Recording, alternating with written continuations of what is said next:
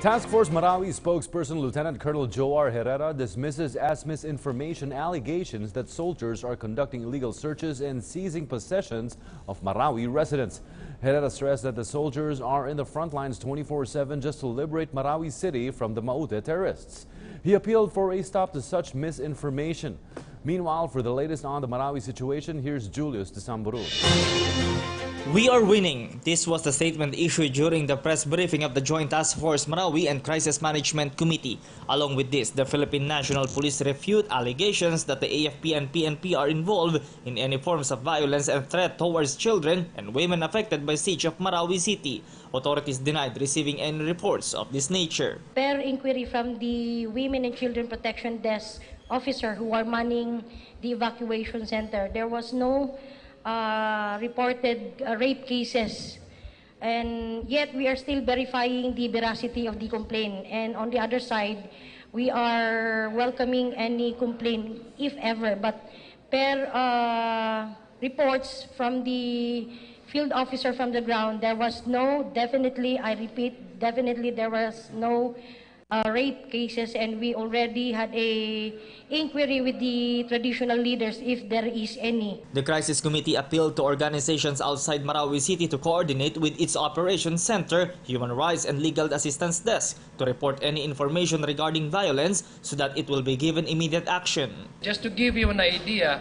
every time that our military and our police rescue civilians, especially from the trapped areas, well, as soon as they endorse them to us here in the provincial capital, immediately upon giving out the immediate concern like health or medical assistance, we transport them immediately to evacuation centers. JTF Marawi reminded the public to stop spreading false data which can affect the government's operations against terrorism. People were also urged to support our troops against terrorism and extremism instead of releasing misinformed assumptions and speculations. Meanwhile, at the war, the armed forces are still fulfilling its mission to liberate Marawi from the hands of the Maute bandits. Earlier today, bombs and exchange of firefights continued in the ground zero, but all actions of the government troops were carried out based on the rule of law.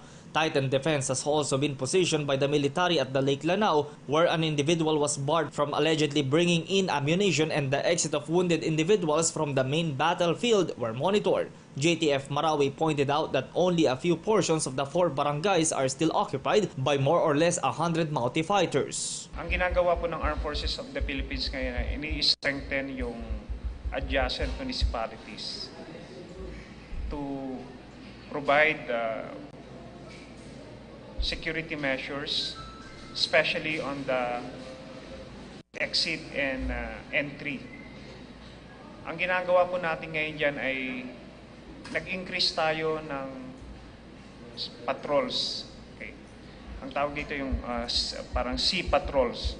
Nag-increase tayo dito ng capabilities. All given data to the military are subject for verification. Based on the statements of the 7 civilians rescued at the front line, they were forced by the Maute to bring firearms and loot abandoned establishments. Women hostages were forced to marry members of the Maute and Abu Sayyaf groups. Pinipilit din nila that the hostages were forced to balik Islam or reverted to Islam.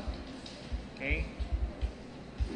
And also tasked to bring wounded terrorists to mosques. The Crisis Committee reiterated that the government remains focused on the welfare of the evacuees. The government is firm on its stand that no negotiations will be made with terrorists, as our Muslim brothers and sisters pray for Allah for the city's early recovery and for the siege to end. For the Nation, Julius Desamburu, Islamic City of Marawi, Lanao del Sur.